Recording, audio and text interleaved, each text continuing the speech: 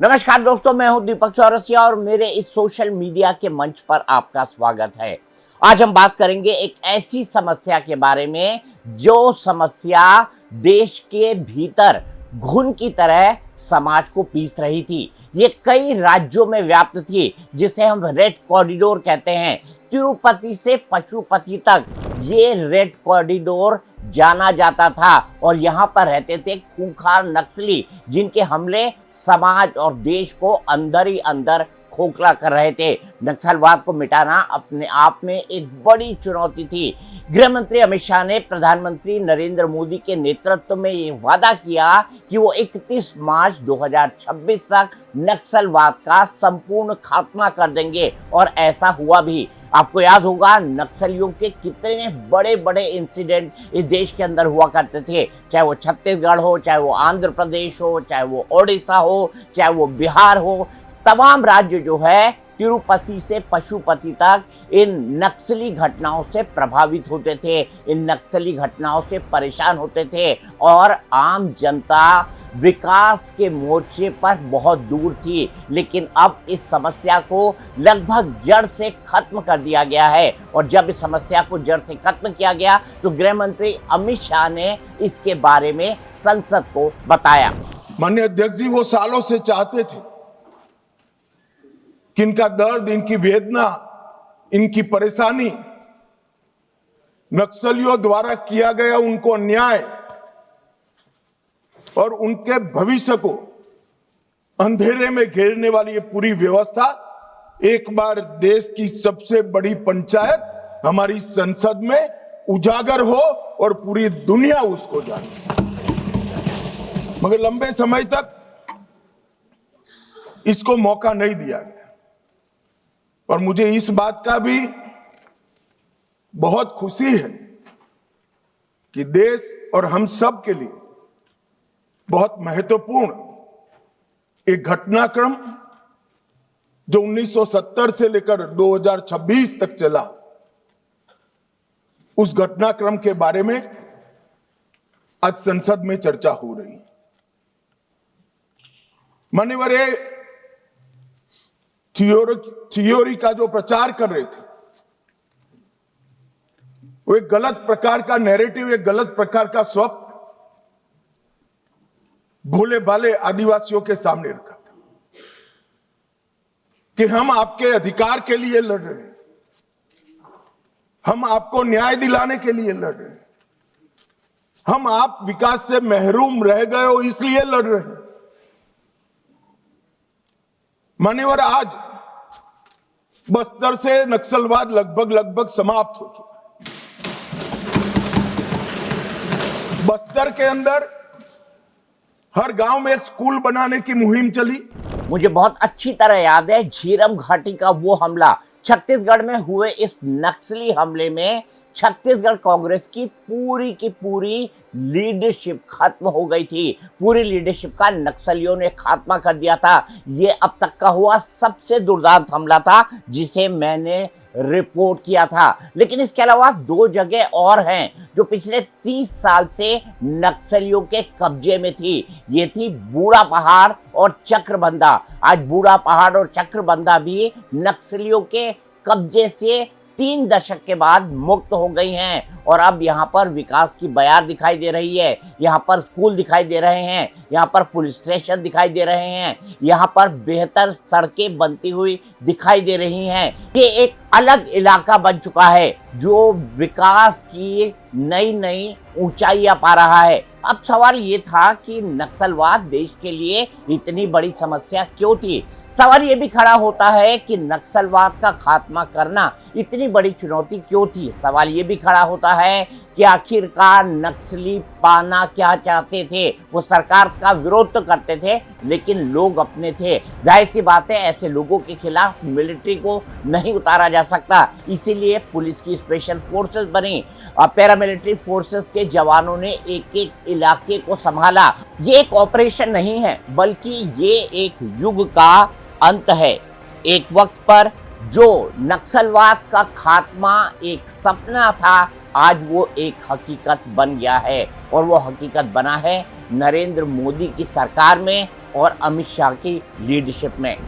ये नक्सलवाद दूर दराज के जंगलों में, दूर दराज के गांवों में और ज़्यादातर आदिवासी इलाकों के अंदर सक्रिय था और धीरे धीरे ये पूरे देश के लिए, पूरे देश के सिस्टम के लिए एक बहुत बड़ी चुनौती बन गया था। 2014 के बाद प्रधानमंत्री नरेंद्र मोदी के नेतृत्व में जब सरकार आई, उसके बाद ये तय हुआ कि अब नक्सलवाद से डे टू डे नहीं निपटना है, बल्कि इसका जड़ से खात्मा करना है। इसीलिए एक नीति बनाई गई। पहले की रणनीति थी कंटेनमेंट यानी नियंत्रण, और नई रणनीति बनी कंप्लीट इरेडिकेशन यानी पूरी तरह से खत्म करना। और यहीं से शुरू हुआ असली बदलाव। इसके लिए सरकार ने एक मल्टी डायमेंशनल अप्रोच अपनाई। इसमें था संवाद, इसमें था सुरक्षा, इसमें था समन्वय और एक बेहद आक्रामक रणनीति। इसके बाद प्लान बना ट्रेस, टारगेट, न्यूट्रलाइज, मतलब पहचानो, निशाना बनाओ और खत्म करो। इसका असर ये हुआ कि पिछले 10 सालों में नक्सली हिंसा में 56% की कमी आई, सुरक्षा बलों की शहादत में 75% की कमी आई, आम लोगों की मौत में 70% की कमी आई। 2014 में 126 जिले प्रभावित थे, 2036 तक ये घटकर सिर्फ 2 जिले रह गए हैं। ये सिर्फ आंकड़े नहीं हैं, ये एक इतिहास बदलने की कहानी है। मोदी, शाह और उनकी टीम सिर्फ बातों में नहीं, जमीन पर एक के बाद एक कई बड़े ऑपरेशन करती रही। उसने सिर्फ बातें ही नहीं की। 2025 में 364 नक्सली मारे गए। 2026 में अब तक 600 से ज़्यादा आत्मसमर्पण हुए हैं। टॉप 40 बड़े नक्सली लीडर्स को खत्म कर दिया गया और सबसे बड़ी बात, हजारों नक्सलियों ने हथियार छोड़कर मुख्य धारा के अंदर वापसी की। अब आप ये जानना चाहते होंगे कि नक्सलियों की कमर कैसे टूटी। सरकार ने सिर्फ बंदूक से नहीं बल्कि सिस्टमेटिक तरीके से नक्सलियों को कमजोर किया। सबसे पहले सुरक्षा मजबूत की। इसके लिए क्या क्या किया गया ये भी समझ लीजिए। 594 फोर्टिफाइड पुलिस स्टेशन बनाए गए, 400 नए कैंप लगाए गए, हेलीपैड और टेक्नोलॉजी यहाँ पर लाई गई। दूसरा, फाइनेंशियल चोकिंग। इसके लिए क्या किया गया, 97 करोड़ की संपत्ति जब्त की गई, फंडिंग नेटवर्क को तोड़ा गया। तीसरा, इंटेलिजेंस नेटवर्क, एनआईए और एजेंसियों का मजबूत तालमेल हुआ, विकास बना इसमें सबसे बड़ा हथियार। नक्सल इलाकों में 12,000 किलोमीटर सड़कें बनी, हजारों मोबाइल टावर लगे, बैंक, एटीएम, पोस्ट ऑफिस खुले, आईटीआई और स्किल सेंटर बनाए गए। जहां पहले बंदूक थी, आज वहां रोजगार और शिक्षा है। ये पूरी नई रणनीति बनाई गृह मंत्री अमित शाह ने। अपना कार्यभार 2019 में संभालने के बाद अमित शाह 24/7 नक्सल को हटाने के लिए लग गए। उन्होंने एक लक्ष्य रखा और इस लक्ष्य को पूरा भी किया है। गृह मंत्री अमित शाह ने इसके लिए जो रणनीति बनाई है उसके बारे में मैं आपको विस्तार से बता रहा हूं। मैंने आपसे बताया कि कैसे फाइनेंशियल चोकिंग की गई, मैंने आपको बताया कि कैसे बेहतर ढंग का इंफ्रास्ट्रक्चर नक्सलियों से निपटने के लिए बनाया गया, कैसे विकास कार्यों को प्राथमिकता दी गई। इस सब के पीछे गृह मंत्री अमित शाह का दिमाग था और उन्होंने एक पूरा का पूरा स्ट्रक्चर बनाया जिसके अंदर नक्सलियों का सरेंडर, नक्सलियों को मुख्य धारा के अंदर लाना, नक्सलियों के सरेंडर करने पर उनको एक बेहतर पैकेज देना, नक्सलियों के रोजगार की व्यवस्था करना, ये तमाम चीजें शामिल थी। तक नक्सलियों को मुख्य धारा में लाना अपने आप में एक बड़ी चुनौती होती है, जिस काम को गृह मंत्रालय ने कर दिखाया।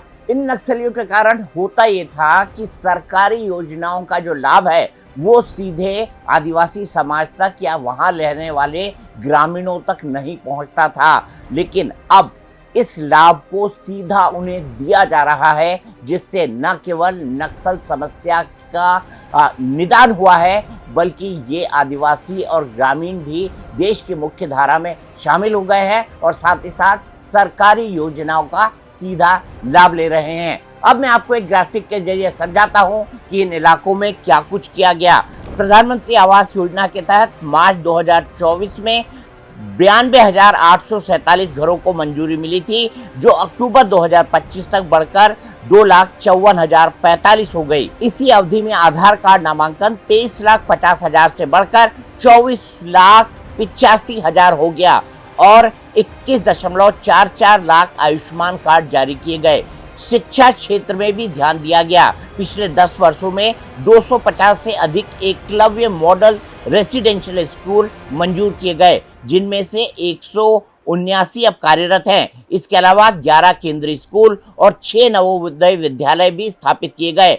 48 नक्सल प्रभावित जिलों में स्किल डेवलपमेंट के तहत 61 स्किल डेवलपमेंट सेंटर और कई इंडस्ट्रियल ट्रेनिंग इंस्टीट्यूट मंजूर किए गए। नक्सली समस्या का लगभग खात्मा सरकार की एक बड़ी उपलब्धि है। इसीलिए जब इसकी डेडलाइन खत्म हुई तब संसद में बकायदा इस पर बहस हुई और गृह मंत्री अमित शाह ने उनकी मंत्रालय और उनकी सरकार ने जो कुछ किया है उस पूरे के पूरे प्रक्रिया की जानकारी दी। जो वकील बन रहे हैं एक हथियारी मूवमेंट के, कहते हैं हम अन्याय के खिलाफ लड़ेंगे। संविधान को मानोगे या नहीं मानोगे? किसी को भी अन्याय होता है, इसका उपाय हमारे संविधान के अंदर निहित है। अदालतें बनी है, विधानसभाएं बनी है, जिला पंचायतें बनी है, तहसील पंचायतें बनी है। ये पूरी व्यवस्था को नकार कर हाथ में हथियार उठा लोगे? ऐसा कैसे चलेगा? और जस्टिफाई जो करे उनको मैं कहना चाहता हूं, वो समय चला गया। ये नरेंद्र मोदी की सरकार है, जो हथियार उठाएगा उसको हिसाब किताब। इस तरह से नहीं चलेगा। सरकार संवेदनशील है, सभी समस्याओं को सुनना चाहती है, निराकरण भी चाहती है। यही संसद ने ढेर सारी योजनाएं बनाई हैं, मगर इसका इंप्लीमेंटेशन भी आप नहीं करने दोगे, क्योंकि आपकी आइडियोलॉजी और आपका अवैध शासन वहां पर चलता रहे।